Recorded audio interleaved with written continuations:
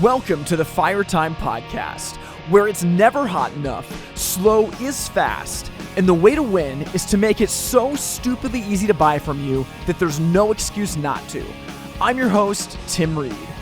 And once again, I'm so excited to be here today. Welcome to season 16 of the Fire Time Podcast. Now, big announcement, the podcast has gone video. So whether you're watching this on YouTube or whether you're listening to it, we really wanted to make this more accessible to more people. And so to that end, this season, we are going to have all of our episodes with video content as well, starting today. But over the last few months, we have been really trying to prepare for this season. And I've been asking, what kinds of things can we be bringing to the table to really help where the industry is right now? And it all starts with today's episode. So the episode today is called Stop Quoting, Start Selling. And it actually goes back to a conversation that I had with my friend Gideon Honeycutt maybe 2 months ago or so. He was asked to present at the 2026 HPBExpo in New Orleans, which just wrapped up last week, on a sales class. And so he put together a course called Stop Quoting, Start Selling. And he got together with me. We were looking over the slides and kind of fine tuning things. And as I looked him over, I was like, dang, man, this class is really, really good. I was super pumped to see him do it at the trade show. Well, about 48 hours before the HPBExpo in New Orleans, Gideon called me, and he'd had a health issue come up and he couldn't go to the trade show to present. And he said, hey, can you teach this class for me? Now, again, having seen the slides, I was like, absolutely. This is an amazing class, and it's something that the industry needs to hear. And so first thing on Thursday morning when the HPBExpo started, I think the show started at 10:15, I was teaching this course, and it was really, really fun to do. If you're in a company that has struggled with sales, if you've tried to figure out, okay, we have a bunch of order takers, we need to convert them into people that actually help customers solve their problems so that they can sell products and make money for us and provide for our people. If your company's in a position where this is what you've struggled with, then this course is for you. Again, it was created by my friend Gideon Honeycutt. I'm simply trying to represent his content well in this, but man, at the show, it seemed to go over really well, and the class was packed to the gills, and there was incredible engagement. So I hope this is something that you enjoy. As always, we'll circle back at the end, and I'll share a few parting thoughts. But for now, I hope you enjoy this course that was live from the HPBExpo in New Orleans.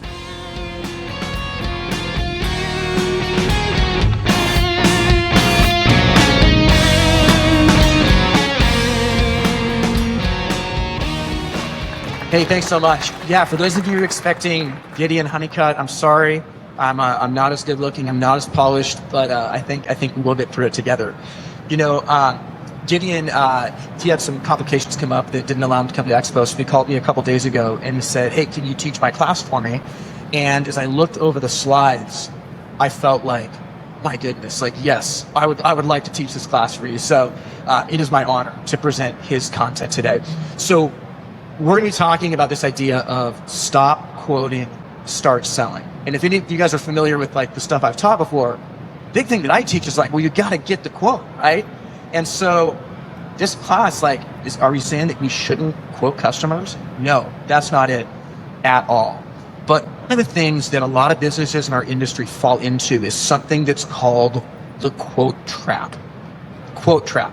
This is a real thing that many businesses in our industry fall into. Now, Gideon put this image together of a salesperson that looks a lot like him falling into the quote trap. But this is what that is. The quote trap is when a salesperson fails to show a customer why the product or solution will uniquely solve their problem and reduced to giving a quote and no more. When we fail to show customers why what we're quoting them will uniquely solve their problem, all we can do is provide a quote. That is it. And when we fall into the quote trap, customers get confused, Customers get distracted and they buy elsewhere. At the very worst, we're actually doing 90% of the work for our competitor to sell to them, right? If we've not defined the specific value of what we're offering. So we're going to talk today about how to break free from the quote trap. A couple things about this. I get really excited about stuff. I'm at like an 8 right now. Hopefully I won't get to a 10 by the end, but I apologize to people that are in the front row. It's going to be extra loud. Another thing too is if you have questions as I'm talking, please raise your hand, interrupt me, because this isn't going to be valuable unless it's specific for you. So is that fair? Okay, perfect. So how many of you have salespeople who jump to the wrong products because they don't understand the customer's problem? 3 people. Okay, everybody else, you might be in the wrong class. Okay, how many of you have salespeople that default to the lowest price option available? Okay, a couple more. Okay. How about, do any of you have salespeople that fail to advise the customer on a solution as well as you do? Any of you? Okay, yeah, he does. How about this? Do you have salespeople who struggle to sell jobs because they're being pulled in so many different directions? Anybody? Okay, so for the 40% of you that raised a hand, this is going to be good. But for the rest of you, I don't know, maybe you have solitaire on your phone or something like that. But this is the quote trap. If you have salespeople that fall into this, or if you yourself fall into this, this is the quote trap. Because the best you can do right here is provide a quote. It's the best you can do. And the reason that this hits me so hard is I have made every single one of these mistakes. I have made every single one of them. I'm from the Pacific Northwest, and I stumbled my way into this industry about 20 years ago. I was playing guitar in a terrible punk rock band, and my father-in-law needed help installing a wood stove. That was what got me into the industry. It wasn't a very, glorious resume. And so I stumbled my way through sales, making every single one of these mistakes. But what's amazing is that when we do the things to get out of the quote trap, it makes an instant transformation. It really does. It changes our role from one of being a clerk to being a consultant. And that's what the heart of today is going to be. When a salesperson falls into the quote trap, they're able to give quotes and nothing more. Gideon's not here, but I heard him say this on a call as we were kind of preparing for this class, and I think that this is so amazing. If you reduce yourself to a quote giver, you reduce your product to a commodity. If you reduce yourself to a quote giver, you reduce your product to a commodity. And in a commodity sale, what are those last 3 words? Price always wins. In a commodity sale, price always wins, right? If you're buying Coca-Cola and there's a shop here where it's $5 and there's a shop here where it's $3, where are you going to buy it? If a MacBook is on sale at Best Buy for, I don't know, $1,500 and it's on sale at Target for $1,200, which one are you going to buy? In a commodity sale, price always wins. Okay, so this is a concept that we really need to think about because we don't want to reduce what we're selling to a commodity. Instead, we need to make the transformation to become a consultant, not just a clerk. Now, again, Gideon did these awesome animations, right? This is a salesperson springing free of the quote trap. There are 3 steps to breaking free from the quote trap. And guys, this is going to sound so simple. It's going to sound so simple. You're going to hear this and think this is easy. There's nothing proprietary here. There's no secret sauce. It's the basics that win sales. It is the basics. In my view, the first thing we need to do to overcome the quote trap is utilize the customer intake form. Now, I'm speaking in the context of a retail showroom. I'm show of hands, how many of you have retail showrooms here? Okay, and how many of you are mobile only? Okay, a mix. This can work for mobile only as well. I actually recommend the exact same thing. Application is a little bit different. Feel free to ask questions about that if you'd like. But utilizing a customer intake form helps us break free of the quote trap. One of the reasons that salespeople fall into the quote trap is that they don't understand the customer's problem. Typical experience in our industry, you walk into a store, a busy, rushed salesperson is like, "I'll be with you in a minute." and they, hang up the phone and they put down their stack of quotes they're working on, whatever it is. And they walk up to this poor customer and say, so what brings you in? What you looking on? And the customer goes, I'm looking for a fireplace. Okay, insert or zero clearance fireplace. I think I'm looking for an insert. Okay, an insert. I mean, like, you have a brick fireplace. It goes into a brick fireplace. That's what you have. Okay, all right, follow me. Come over here. You walk over to the wall with inserts. Well, okay, this is brand X, and it does this, and this, and this is brand Y. It does this, and this. This is brand Z. It does this, and this. The customer's sitting there going like, what is going on? What is going on? Now, the salesperson may, in this context, be able to figure out that the customer has a 1,500 square foot house with a masonry chimney. This is 2 stories. They may be able to figure it out doing that.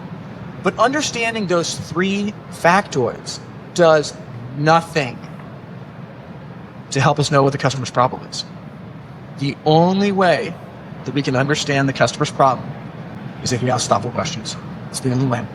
So, customer intake form helps us do this. This is a recommendation of a sample form. If you guys want any of these resources, by the way, all the QR, I might die, but I have all the QR code at the end. Just scan it, and I'll email you everything from this, so you don't have to snap pictures if you don't want to. But this is a sales superpower.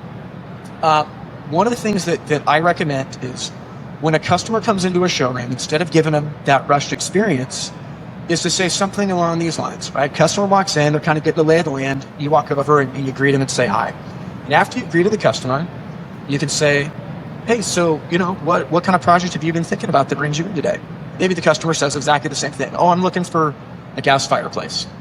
We can respond by saying something like, oh, well, that's awesome. As you can see, we have all kinds of gas fireplaces on display. And not every gas fireplace is actually a safe fit or an applicable fit for every type of home. So if it's okay, I'd love to sit down just for a minute or two and just ask a few questions about your project to make sure I'm on the same page. And then I'd love to show you some gas fireplaces that'd be a great fit. Would that be okay? There's not a rational person on earth that will say no to that question. There's no one on earth that will say, no, you just show me anything, whether it's safe for my house or not. You get what I'm saying? Like, everyone will answer this question. Now we can sit down and we can thoughtfully go through this. We can say, oh, okay, cool. Hey, what kind of project are you working on? We can just listen. Oh, can you tell me more about that? How did you hear about our company? What decorative style is your home? When all of this is said and done, is there anything in particular that you're really wanting to get out of this fireplace project? Thoughtful questions like this uncover the customer's problem. And when we uncover their problem, we're in a position to advise a solution. And I'll tell you that, at least from my experience, I travel a decent amount for my job and work with different businesses around the country. I have never seen a business utilize this in the wild. I've never walked into a random horse shop and have someone go through this. But the companies that I've worked with and other people who have worked with to develop something like this, like, it is incredibly powerful. It will absolutely transform the experience from one of us vomiting information on the customer to one where we are genuinely trying to understand what they have going on. Now, many salespeople and many sales managers say, I don't have time. That's what a salesperson in the quote trap says. A salesperson in the quote trap hears this and go, yeah, that's great theory, doesn't work. Wrong. Like, wrong. It works. And the reason it works is that, I'm going to quote my friend Tim Rethlake, if we spend this much time on the front end understanding our customer's problem, it only takes this much time to advise them on the right solution.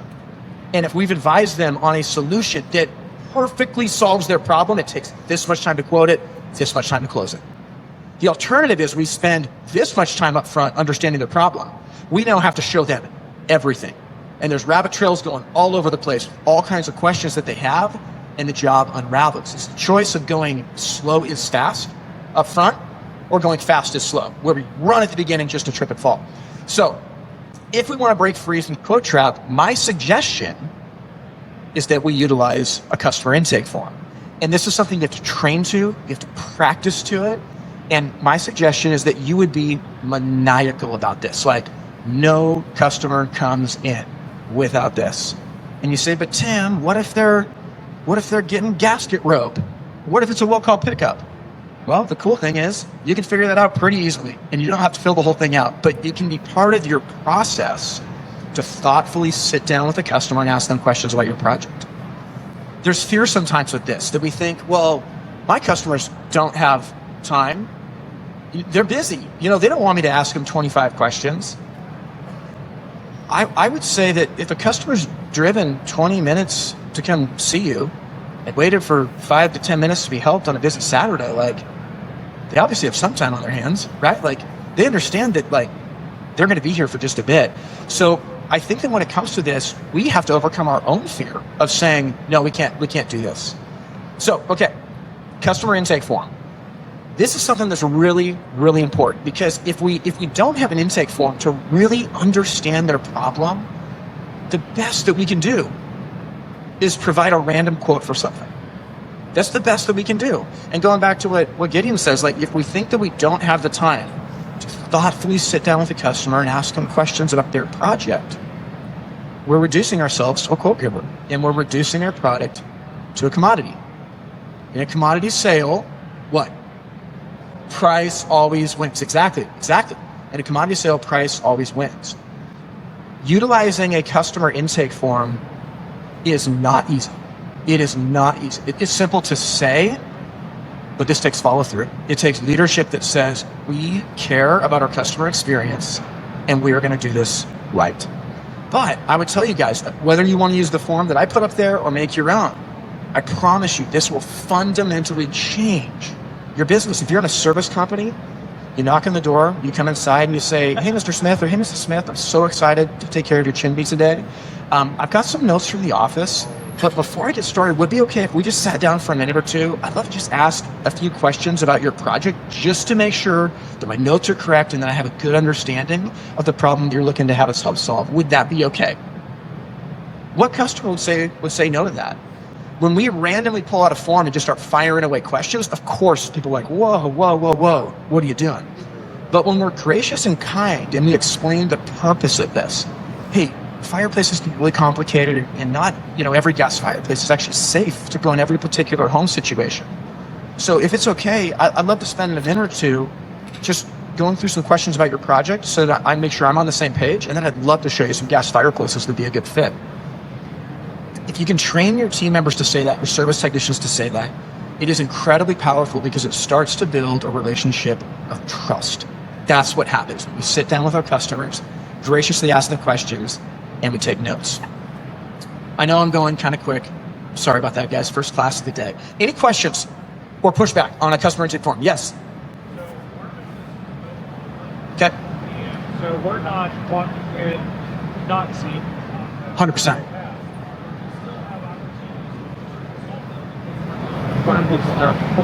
There's certain functionalities tomorrow. So how do we adapt for both entities? But we are asking you on that's our Yeah. We're not starting from 100%. Great question. So just to summarize for the folks who couldn't hear, mobile only business, the office, when they schedule the call, is already doing a customer intake. So the technician going in already has a basic scope of work of what they're going to do and an understanding. I would suggest still adopting this, but I would be asking feelings questions. What are you, hey, I'd love to sit down. I got some notes from the office. If it's okay, I'd like to review those just to make sure I'm on the same page, and just ask a couple more questions about how you use the fireplace, and just in a perfect world, what you're hoping that it does for you. And I would use that as a springboard. You can go through your notes. This shows the customer that you care, that you're thorough in what you do. My buddy Grant says that sales is a race to 10 points. You get 2 points just for reviewing your notes with the customer, because they really believe that you're a pro. But it does give you the chance to ask some really thoughtful questions. You'll learn things sitting in their living room that you just wouldn't know on that intake, and it really does open the door for solutions that you can provide. So excellent question. Okay, how many of you think that this is the right move? Okay, less than 30%. How many of you think this is the wrong move? Okay, how many of you are too scared to raise your hand? That's fair. Utilizing a customer intake form. It will fundamentally change your business. I know it sounds so easy and simple, but man, if we're going to go buy countertops, and I don't know anything about countertops. So if I go into a store and a professional goes, hey, Tim, great to meet you. Thanks for coming in to look at countertops. Countertop projects can be a little bit confusing. There are a lot of details with that, and we want to make sure we get it right. If it's okay, I'd love to sit down just for a minute or two and just hear a little bit about what you're looking for out of your kitchen to make sure that I'm on the same page when I show you countertops. Would that be okay? It's a pretty reasonable thing to ask, and it starts to build trust with the customer. Okay, let's talk about step 2. How is it that we overcome the quote trap? If we're a salesperson who is stuck just giving quotes rather than making sales. Number 2, I'm sorry for how boring this is. I'm sorry, this is so boring. We adopt a company sales process. I know that can be a dirty word in our industry. Hey, we're horse dealers. We're independent. I don't work at McDonald's. Don't put me in a box. Well, okay, fair enough. But I would tell you guys that Steph Curry has a process when he shoots a jump shot. I'm just telling you that. He doesn't just randomly be like, well, I guess I'll try it left-handed today. Maybe I'll try it 100. No, dude, there is a process. A professional has a process. It doesn't mean they're a robot. But, again, using the example of Steph Curry, apologize if you guys aren't basketball fans, him being ridiculously thorough with his process allows him to ad-lib in a way unlike anybody else. Yeah, you get what I'm saying, man. This is how it works. Professionals use a sales process. So, there is no shame whatsoever here. But is there anybody in this company that uses a sales process where it's like, hey, these are our 4 steps or 3 steps or 2 steps? I'm not going to ask you what it is, but raise your hand if your company uses a sales process. Incredible. This is a superpower. It really is a superpower. It allows us, first of all, to train very, very well. If we have a sales process of hey, it's your first day on the job as a salesperson. We're so excited to have you at our company. I'd like to explain the way that we do sales. Step 1 of our sales process. When a customer walks into the showroom, we do this. Next, we do this. Next, we do this. It's like I'm going to be on Saturday. I'm actually teaching a deep dive class on the sales process specifically. But a sales process is it's like a map on a road trip, right? If I'm trying to drive from where I live in Oregon to Louisiana, I got to make sure I'm going the right direction. I got to make sure I'm not in California or something like that. That's the wrong way to go. Sales process is the exact same way. So I want to show you a sales process that I recommend. I'm not saying you have to adopt this process. It's just the one that I recommend, and you can take the steps, you can rip them off, you can change them. The point is simply that we have a documented process of how we approach sales. Zig Ziglar famously said, if you aim at nothing, you'll hit it every time. And unfortunately, that's how a lot of companies approach sales.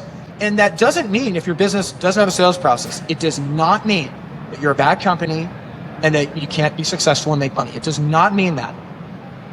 What it does mean is that it will be unbelievably hard to train people, and the folks that you have are probably at best 50% of the potential. That's what it means. So if you're doing good without one, man, you'll blow the doors off with a sales process.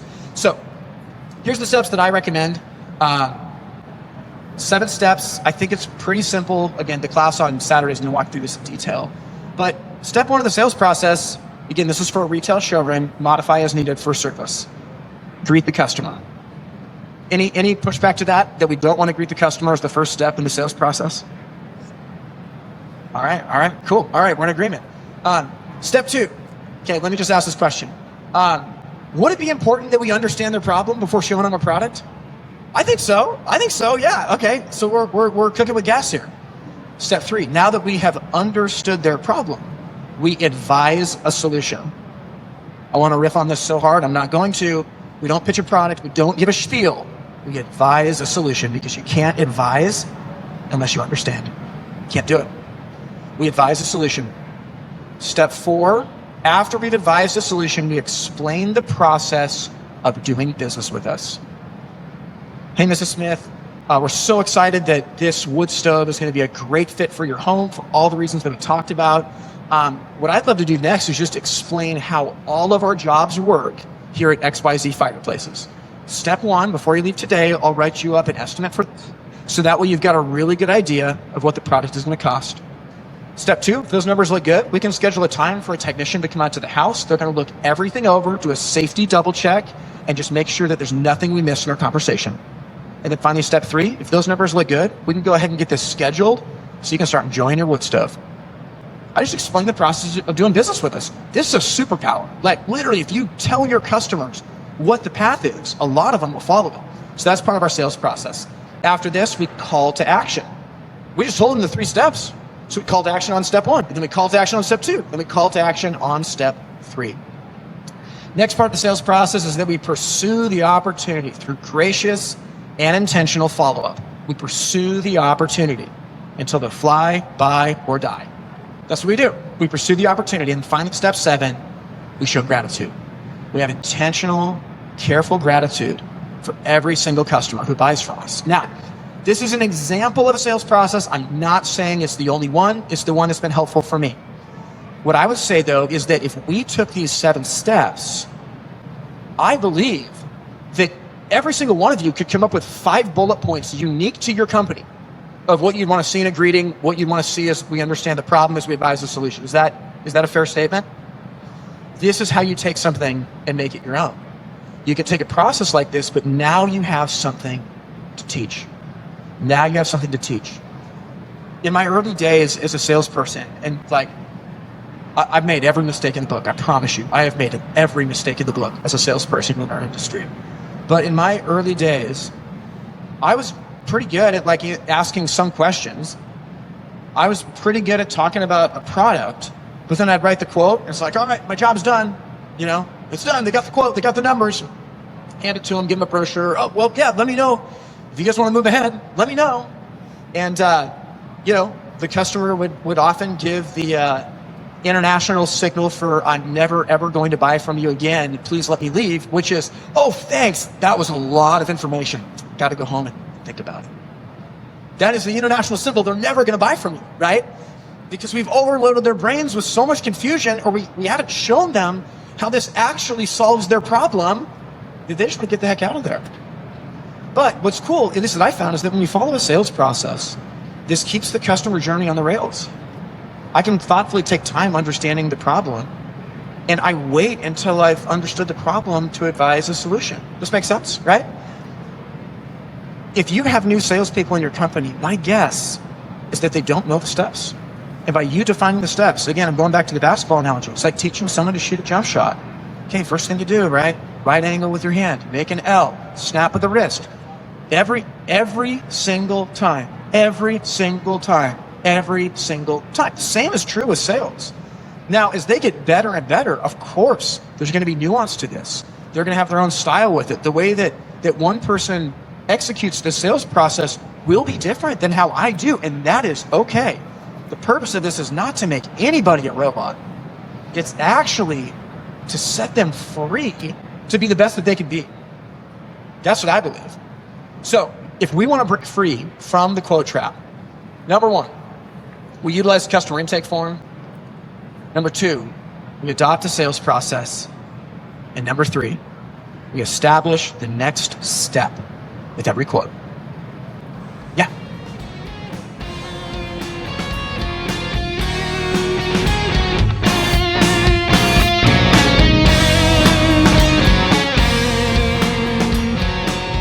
Hey, this is Tim from the Fire Time Podcast, and I hope you're enjoying this episode.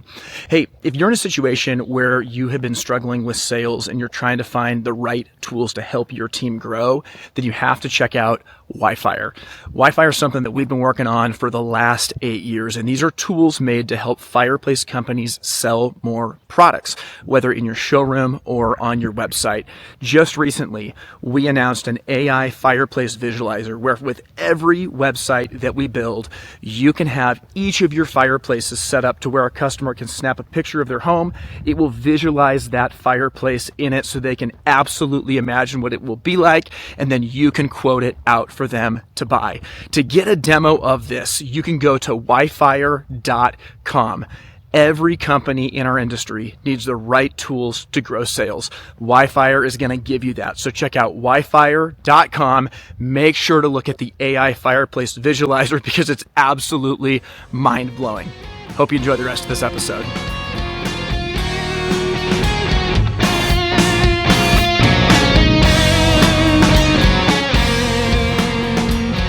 Okay, let me make sure I got this right, just to tell everybody here. So people come in, they're building a home. You give them a quote for what they want. They go back to the contractor. Contractor says it's too expensive, and now they either have, it's on the budget, so they either have to come back in or they're going to go buy it somewhere else, something like that. Yeah, or they got to get more money. That's a great question. One thing I found really helpful in new construction conversations, and I'm going to nuance this. In retail conversations, I never ask a budget question. Instead, I give ballparks of project prices throughout the conversation. New construction is a little bit different. I ask for a budget question during step 2 of understand their problem.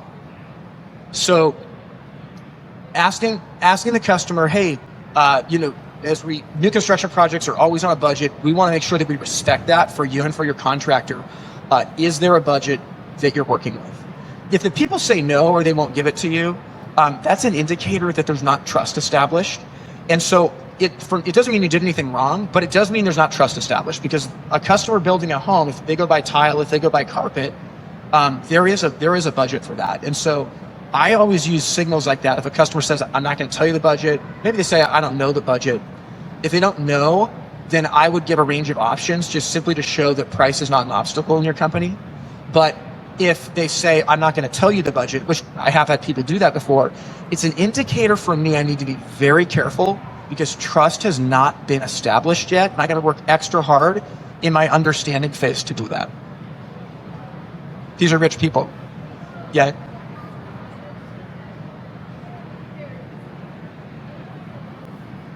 Yep. Yep. Yeah. Yeah, 100%. And that's where, again, in new construction, I try to get budget out of the way very, very early. And if they don't give me a budget and I'm showing a peer, I would drop little anchors like, hey, this is going to be a great model for these reasons. Just be aware you want to double check the budget of this with your contractor, because this is a higher end fireplace and we want to be respectful of that budget. That's my style. I'm not saying you have to do it. I think in new construction it makes you look like a pro, though, because you're speaking their language. You're speaking to them and you're saying we care about this. So I'm not saying this is going to make every sale, right? Ted Williams is one of the greatest hitters ever. He batted .375. It's amazing how big you can grow your business closing at a .375 rate. You can strike out 6.5 out of 10 times and still run an amazing business. So great question. Let's talk about number 3. Establish the next step with every quote. Again, these things are simple. This is not rocket science whatsoever. The hard part is the execution. It's the execution that's the hard part. It's easy to say, oh yeah, we have a sales process. Sweet. If I go ask the new hire in the company, are they going to know it? They don't know it. You don't have a sales process. A lot of the time we draft documents where it's like, yeah, 2 years ago we wrote this process. We did an initial training on it. But, the pastor Andy Stanley says that the vision leaks. So you always got to refill it. Same thing with all of this here. It leaks, so we got to refill it. We got to train on it. We got to think about it. Number 3, if we want to overcome the quote trap, we need to establish the next step with every quote. I think that this is really, really important. Again, I love this graphic that Gideon put together. I don't know if you ever have customers that do stuff like this. I mean, I've had aggressive customers that are very, very difficult. But one thing I think is very important is that if you don't define the process of how to do business with you, your customer will. If you don't define the process of how to do business with you, your customer will. When we give a quote, if we go, hey, here's the quote, think about it, let us know, shop around. We've just told them how to do business with us, But if instead of this, if we provide a next step with every single quote, we provide a next step, it builds momentum towards the sale. It's not a guarantee they're going to buy. None of this is a guarantee they're going to buy. But the chances are exponentially higher when we do this. How many of you guys have seen this movie? Glenn Ross? Okay, a couple of us. famous Alec Baldwin sales movie, or he's in the beginning of it. I couldn't play the clip. There was too many F words, and HPBA frowned upon that. So he has this famous line, though, where he's just screaming at these poor salespeople. He's like the motivational speaker, screaming at these people. And he goes, when it comes to sales, A, B, C.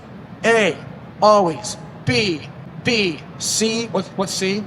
Closing. Yeah. Always be closing. Always be closing. He's screaming at these people. Okay. Here's what we do. A, always. B. C, not closing, confirming a next step, okay? Always be confirming a next step. Every time we provide a quote, we want to confirm that next step. This is incredibly important, and it was a shift that took me a long time to make. I was so insecure in my earlier days as a salesperson of like, well, this is a really expensive product. I can't afford it. I'm sure it's hard for these customers too. I'm just like you're saying, like these are rich folks building this home.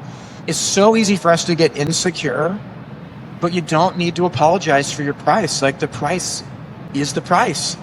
And the cool thing is, if it's too expensive, we sell other things. Like it's no problem. I'm not judging you if you can't afford this thing. Like I'm not judging you. I'm just trying to help you solve your problem in the way that you described.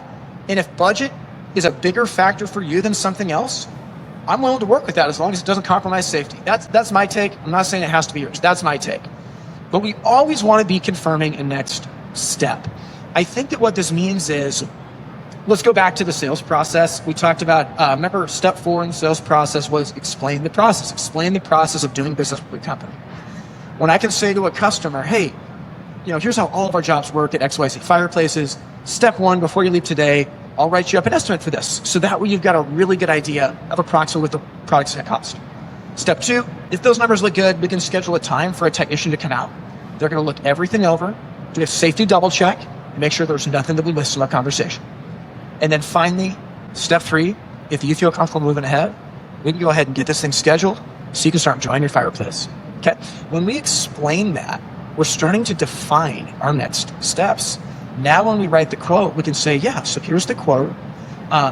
Based on these numbers, would there be a good day for us to come out next week to have our technician take a look at it? We're establishing a next step. Now, let's say the customer says no. Well, that tells us something. It tells us they probably don't like our price. I mean, maybe they're going on vacation, but most often it's because they don't like our price. Now we have options, right? We could defend our value, which there's a ton of places to do that. Maybe we need to go to a more budget-friendly option. There's a lot of ways that we could play that, but if they're not ready to book that visit, we could still establish a next step and say, okay, that's no problem at all.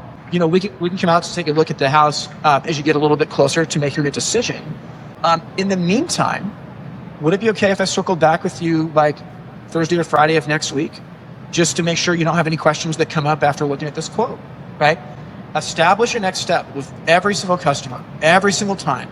If we can do that, it will lead to more sales. And it also shows the customer that we look like we know what we're doing. Just like if you go to the doctor and the doctor's like, yeah, hey, here's how the surgeries look. First we do this, next we do this, then we do this. A professional knows the process of how they do business. And when we can communicate this to our customers, it really does set us free from the quote trap. How's that feel? Establish a next step with every quote? Yeah. I mean, again, there's so many applications for this that we could talk about. If you're a mobile-based company, you're in the customer's house. Yeah. Okay. I'm going to try not to go off the deep end on this. Mobile-based companies and retailers, every single customer needs to leave with a quote. Every single customer needs to leave the showroom with a quote, or your tech cannot leave the house without providing a quote. But Tim, what if they're not home? Okay, fine. You win, I lose. But Tim, what if they're picking up a will-call piece of pipe? All right, fine. You win, I lose. But every customer coming into your showroom, they really need to walk out with a quote. They're coming in to ask questions about these products. They really do need to know what they cost. And in my view, when we do this and we establish a next step, it really helps them make a decision well. My personal definition of sales is that sales is communicating wisdom to bring someone to the point of a decision. That's what sales is. It's communicating wisdom to bring someone to the point of a decision. I'm not making that decision for them. My job is not to make them buy. I mean, for now, we live in a free country, so they can say no. That's fine. Like that's totally fine. My job is to communicate wisdom and bring them to the point where they can make a decision, and that's it. Now, I do that through a sales process. I bring them to the point of a decision by defining a next step every time that we quote the job. If we can train our teams to write estimates on the showroom floor and establish a next step, I promise you, close rates are going to go up, maybe by as much as 10-15%, just simply by saying, hey, that's okay, you're not ready to move ahead now. Let's do this, right? Maybe it's okay.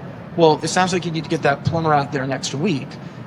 If it's okay, could I check in with you the following Monday just to make sure you're able to connect with that plumber and get them out there? And if you have any problems with that, I'll see if I can track one down for you.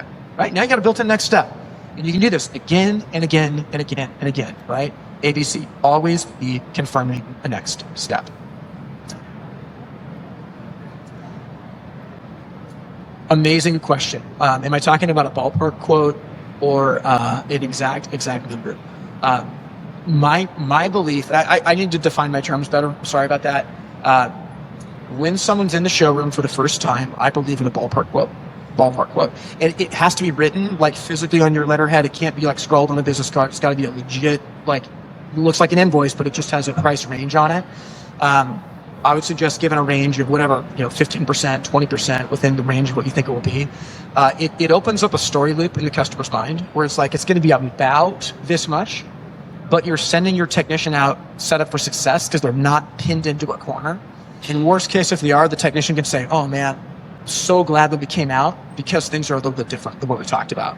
So yeah, I believe in the showroom, we start with a ballpark and then we get out to the house, we give the exact number at the kitchen table, and come on Saturday if you want to hear about the nuance of that. But that's the way that I believe, is that we give ballpark quotes in the showroom. I think that's the most helpful tool. Because we haven't seen the job yet, so it makes sense to give a ballpark number. Yes, Chris.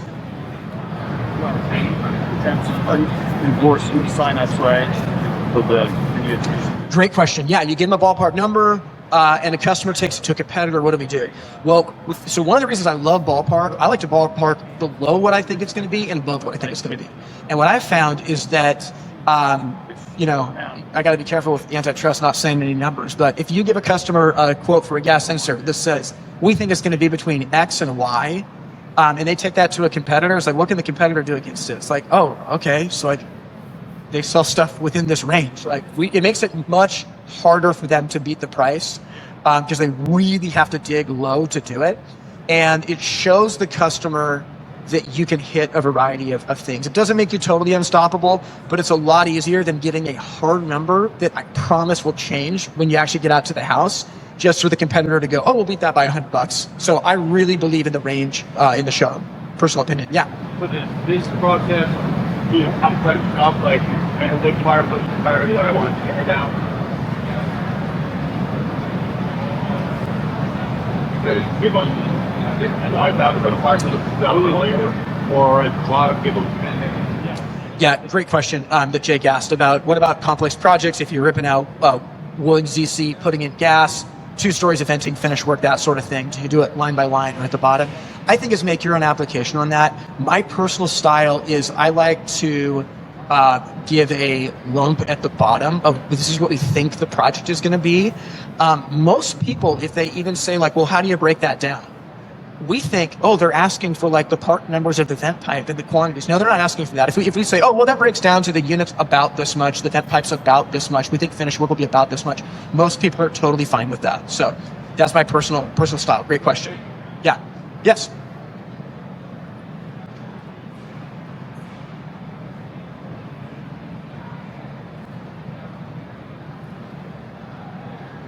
Yeah.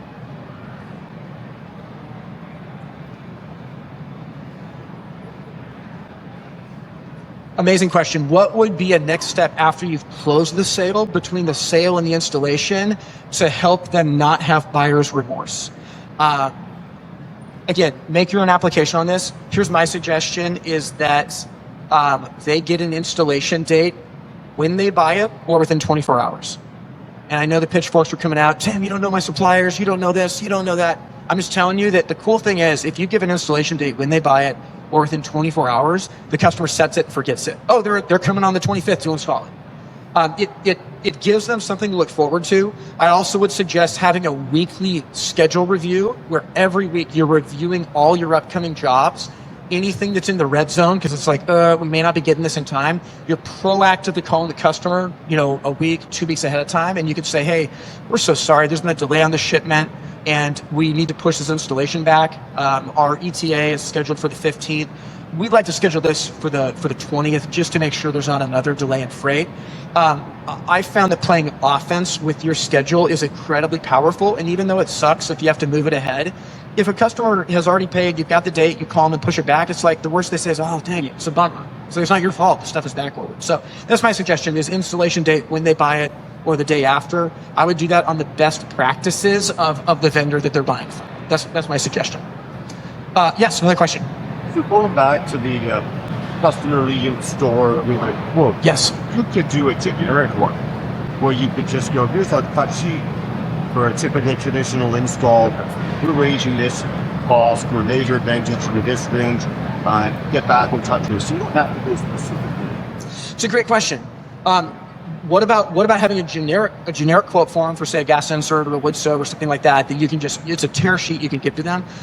If that works for you, amazing. I would suggest it's got to be personal. It's got to be for their exact product, because it does something to push their momentum forward instead of saying, oh, well, so I think that I'm bleeding into my Saturday course, but I think that when we're on the showroom floor looking at products, that's the time we talk about those average numbers. And you could even give a basic cut sheet then. Hey, here's this gas insert we're looking at. On average, a gas insert by the time you do venting and installation, it costs about this much, but don't worry. Before you leave today, I'm going to get you an estimate, a tighter ballpark for your specific project. It builds momentum towards that. So if it works for you, amazing. My suggestion would be that you make it personalized. And again, I'll be around the show if you want to talk about that in specific detail. Okay, so we want to move from being a clerk to a consultant. Clerks make quotes, consultants make sales, right? That's what happens. Clerks make quotes, consultants make sales. Clerks fly by the seat of their pants, but consultants follow a process, right? I mean, how many of you guys flew to come to this beautiful city? A number of us. Do you guys think that the pilot of the plane used a process? You don't think that they were just a natural? Hey, no, I don't need to check the fuel gauge today.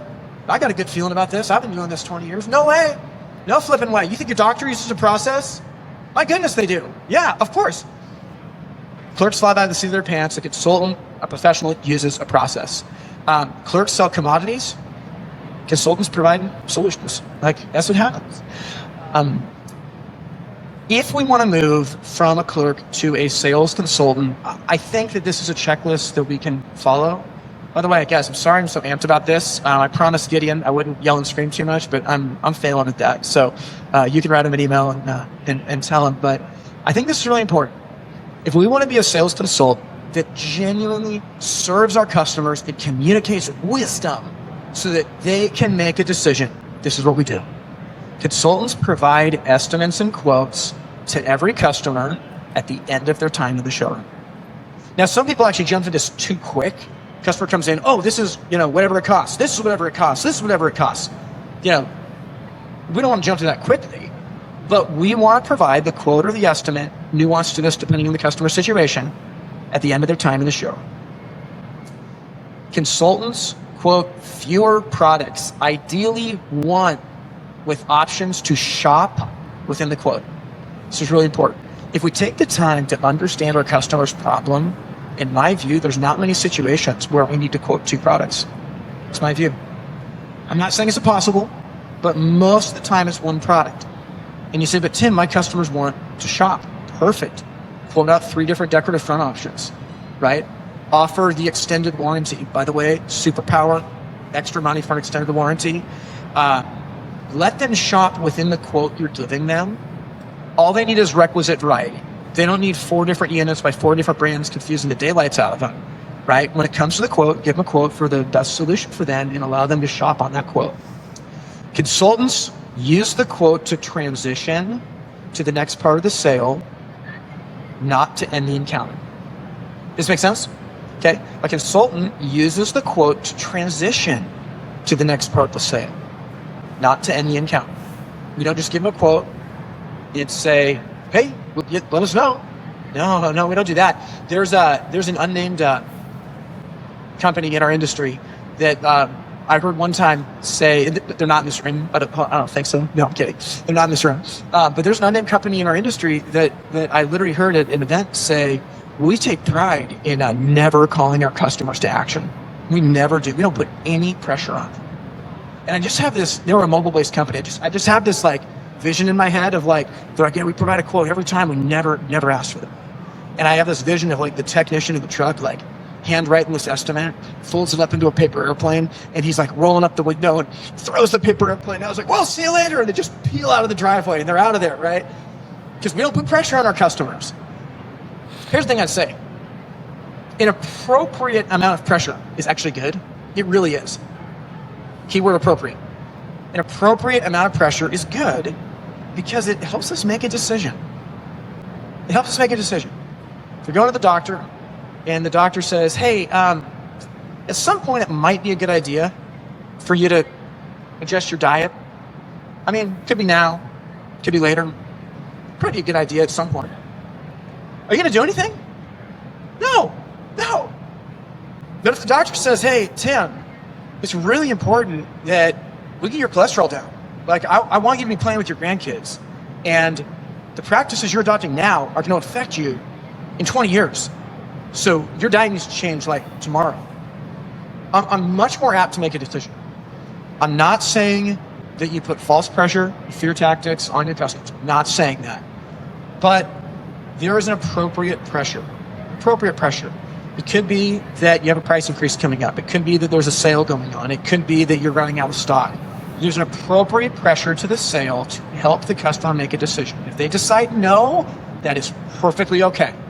That's perfectly okay. We'll talk about this on Saturday, but we don't need every customer to say yes. We want the best customers to say yes, okay? Now, consultants establish a next step with their customers before they leave. This is what consultants do. They establish a next step before they leave. Like what we're getting down to here, friends, is this is about fear.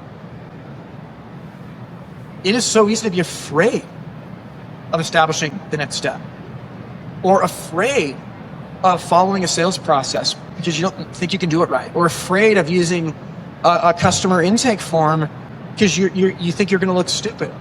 And I promise you, like I know that fear, right? That fear is real. But what we have to decide is like, do we want to give our customers the best experience possible? Are we interested in actually communicating wisdom that provides understanding for them? Is that what we're trying to do? Or are we just trying to get them out of the showroom so that we can move on to the next thing? Like I think that this mentality, honestly, loves our neighbor. I really think that. This helps them solve their problem, and if they want to say no, that's totally fine. Okay, final thing in this list. Consultants know that price objections are an invitation to a conversation, not a deal breaker. Price objections are an invitation to a conversation, not a deal breaker. Some people will not say yes to your price until you have said, no, we cannot give you a discount. I promise you.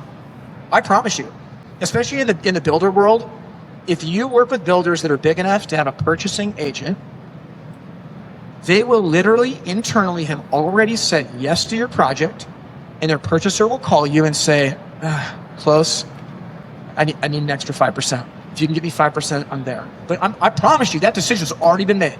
Okay?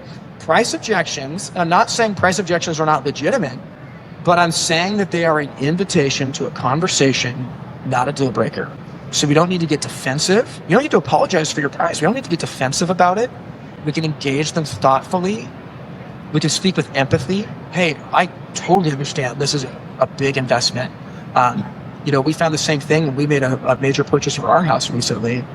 What I can tell you though, is that after this is installed, you're going to get X, you're going to get Y, and you're going to get Z, right? It's part of the conversation that we're having. There's times, I believe, where we do offer alternative options that are less expensive to figure out, is budget really the problem here, or is it something else, right? So you don't just drop the price, but you could change the front from a premium one to a basic one. You could say, well, we have this fireplace that doesn't come with a fan kit if you want to save that money, right? And the customer can be at the driver's seat on like, is budget the defining factor, or is it something else? But in my view, it just goes back to price objections are simply an invitation to a conversation. They're not a deal breaker. If you reduce yourself to a quote giver, you reduce your product to a commodity. And in a commodity sale, what? Price always wins. Price always wins. Any questions about this as we start to round out? I know that this is a lot. I know this is intense for like the show just started, and here we are going deep on the sales process and everything else. What questions come to mind, or what resistance is like, nah, this wouldn't work in my business? Show of hands. Who's got something? Yeah. And before, I would ask for a deposit. Say that one more time. I'm sorry. The 7-point bulletin. Yeah. Working number 4, I would ask for a deposit. If I come to your house, you get a deposit. Great question. Okay, on the 7-step sales process I outlined, there's no step of a deposit on there. He was saying that he wants a deposit before going out to someone's house. My suggestion on this, play it however is best for your business. If it works for you to take a deposit, keep doing it. In my experience, if you execute the sales process this way, you will close, a good salesperson will close 75 to 83% of the time when they get to the home. 75 to 83% of the time when they're out at the house. In my view, I am not going to put any barrier to getting out to the house if I close at that high of a bid. So for me personally, not saying you just have to do it, for me personally, I really believe in free in-home visits. Service companies might be a little bit different. If you say, hey, we're going to come out for a service, we're going to do an inspection, we're going to clean the chimney, absolutely charge for that in my view.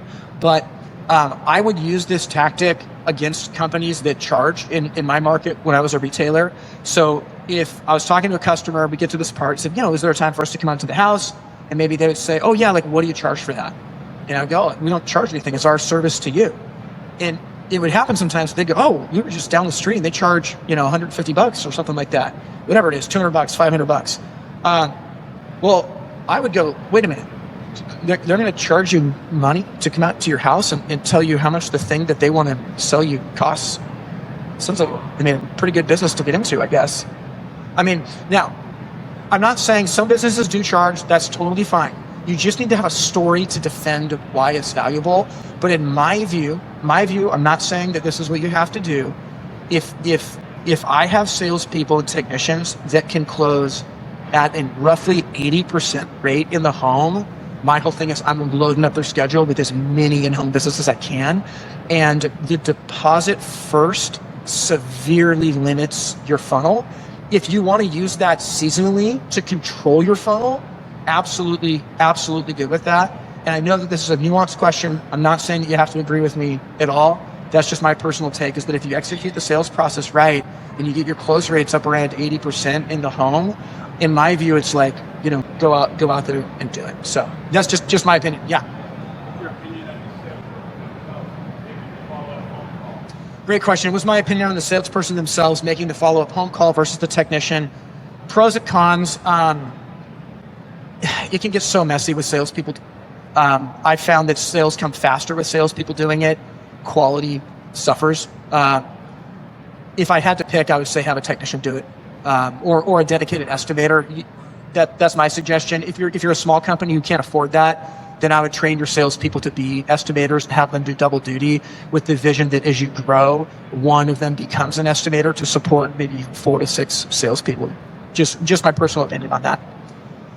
Okay, we are just about out of time. I want to put up a QR code with all the resources here. So if you scan this QR code, you can put in your information, and I will send you every resource from this class. Most companies in our industry, I would argue, fall into the quote trap. And oftentimes it's a self-limiting belief that, hey, these processes that worked for other people, now they won't work for me. Well, shoot, it's like, if you believe that any excuse is good enough, that's the reality. But we can actually give our customers incredible value. We really can. Your company is able to break free from the quote trap, serve customers, and honestly provide a livelihood for the people working in your company that they'd never have otherwise. So my hope is that this has been a blessing for you, that you can apply this, and that, again, I'm not saying you have to do everything, but maybe there's one part of this that does help you. Please take that back and put it into action, because our industry grows when we grow together. My friend Daniel Hammer says, alone we fade, together we burn. Let's burn bright, okay? Peace, thank you.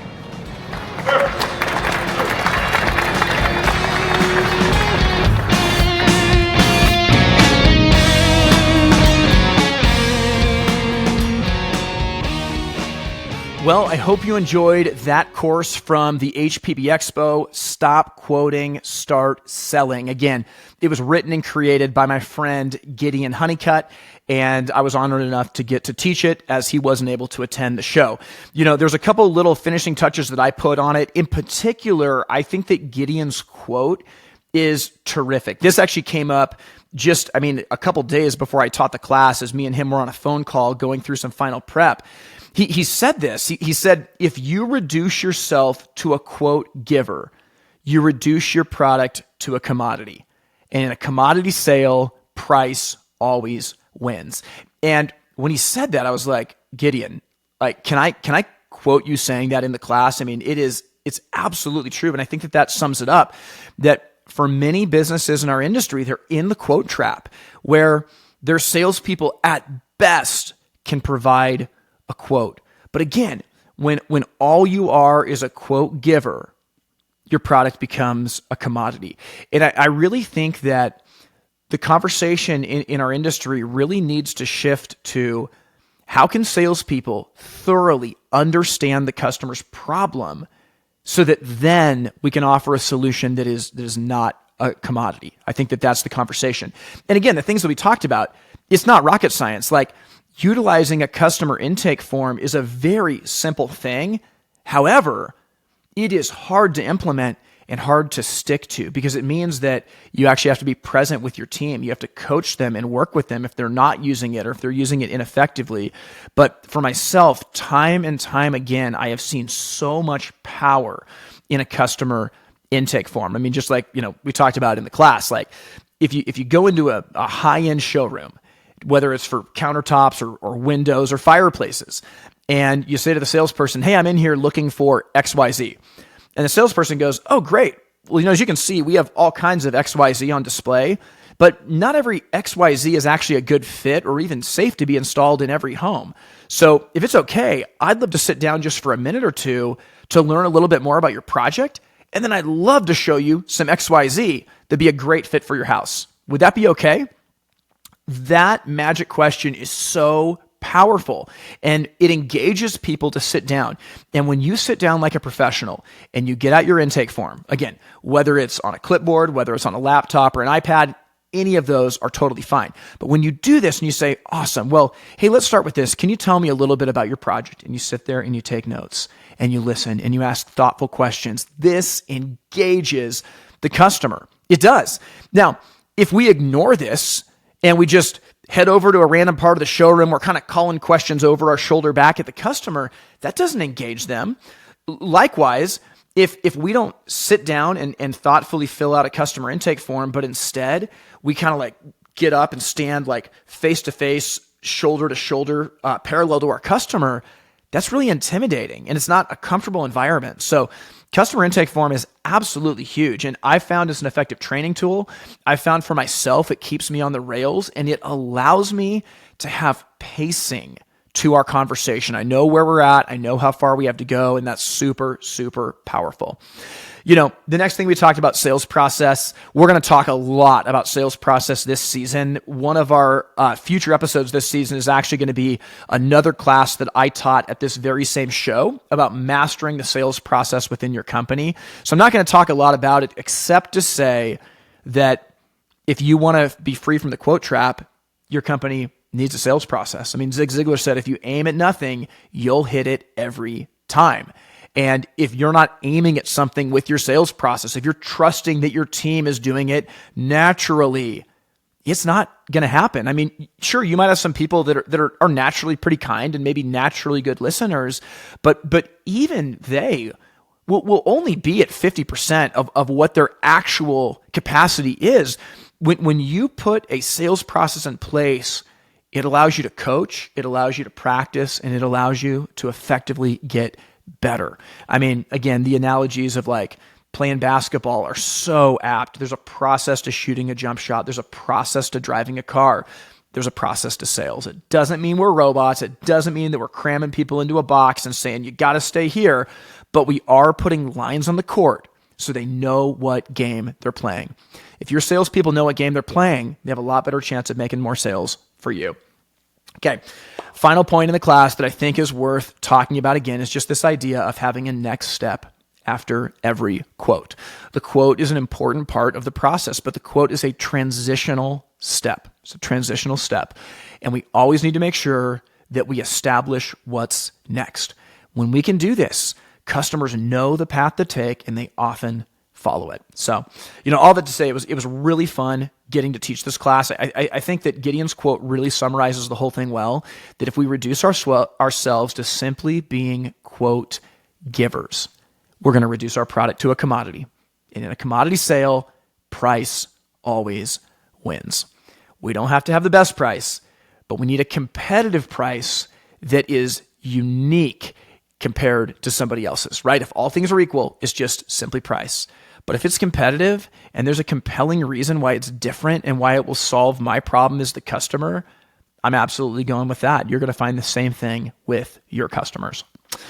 Well, hey, if this podcast today has been a blessing for you and you want to support this show financially, you can do that by going to the website itsfiretime.com/join. That's itsfiretime.com/join. And we have some amazing rewards and gifts just to say thank you for those of you who support this. And it truly means the world. We operate on a shoestring budget and it's possible because of you. So thank you for that. And if you're not able to contribute, that is 100% okay. Just the fact that you're listening and putting this into action is why we put it out. So wherever you are, I hope this was helpful for you. In our industry, it can be very, very difficult to be effective with sales. Most companies struggle because they don't have the right sales tools, but it doesn't have to be that way. As we learn together and we grow together, you're going to find that your company grows and gets better. It's as simple as that. So, hope you have an amazing rest of the week. We will talk again very soon. Thank you for listening to the Fire Time Podcast. To learn more, visit the website itsfiretime.com.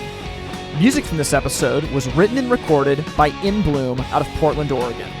We thank you for listening to the Fire Time Podcast, where it's never hot enough, slow is fast, and the way to win is to make it so stupidly easy to buy from you that there's no excuse not to. We'll see you next time.